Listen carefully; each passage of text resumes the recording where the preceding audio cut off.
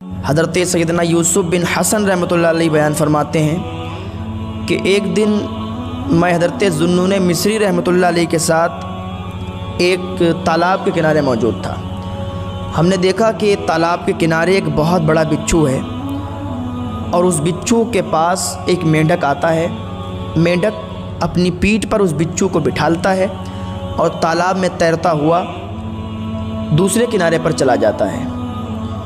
حضرت ذوالنون مصری نے جب یہ منظر دیکھا تو آپ نے فرمایا کہ دوسرے کنارے پر کچھ عجیب و غریب واقعہ ہونے والا ہے۔ تو ہم دونوں لوگ دوسرے کنارے پر پہنچے۔ جب دوسرے کنارے پر ہم لوگ پہنچے تو ہم نے دیکھا کہ بچھو وہاں پر مینڈک کی پیٹھ سے اترا اور ایک جانب چل دیا۔ تو ہم دونوں لوگ بھی اس کے پیچھے چل دیے۔ کچھ دوری پر جب وہ بچھو پہنچا تو ہم نے وہاں پر ایک عجیب و غریب خوفناک منظر دیکھا۔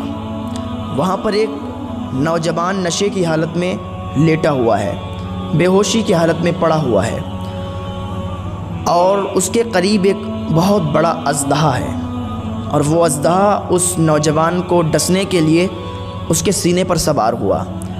جب وہ اژدہا اس کے سینے پر سوار ہوا تو وہ بچھو دوڑ کے جاتا ہے اور اس اژدہے کے ایک ڈنک مارتا ہے، جس سے وہ اژدہا تڑپ کر وہیں پر مر جاتا ہے۔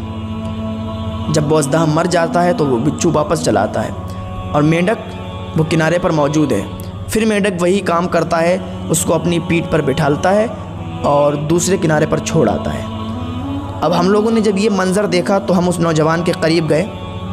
قریب جانے کے بعد ہم نے اس نوجوان کو اٹھانے کی کوشش کی، اس کو اٹھایا تو اس کی آنکھیں کھل گئیں اور وہ بے ہوشی کے عالم سے، بے ہوشی کی حالت سے باہر آ گیا۔ ہم نے اس سے کہا کہ اے نوجوان، تم جانتے ہو کہ تمہاری جان ایک بچھو نے بچائی ہے اور تمہیں یہ اژدہا دکھ رہا ہے، یہ اژدہا تمہیں ڈسنے والا تھا، لیکن ایک بچھو نے آ کر، اور وہ بچھو اللہ رب العزت کا بھیجا ہوا بچھو تھا، اللہ رب العزت نے تمہاری جان بچائی ہے بچھو کو بھیج کر۔ جب اس نے یہ سنا کہ میری ایک جان بچھو نے بچائی ہے تو وہ بالکل بے ہوشی کی حالت سے باہر آ چکا تھا۔ اور پھر آپ فرماتے ہیں کہ حضرت ذوالنون مصری رحمۃ اللہ علیہ نے ارشاد فرمایا کہ اے غافل اٹھ، رب جلیل اپنے بندے کی ہر اس برائی سے حفاظت کرتا ہے جو اندھیروں میں گھومتی ہے۔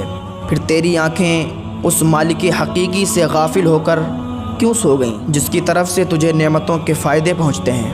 نوجوان نے جب آپ رحمۃ اللہ علیہ کی زبان با اثر سے جب یہ جملے سنے تب وہ خواب غفلت سے جاگ گیا، اپنے رب عز و جل کی بارگاہ میں تائب ہو گیا، توبہ کر لی اور کہنے لگا کہ اے میرے پاک پروردگار عالم، جب تو اپنے نافرمان بندوں کے ساتھ اتنا اچھا برتاؤ کرتا ہے تو تو اپنے نیک بندوں کے ساتھ کتنا اچھا برتاؤ کرتا ہے۔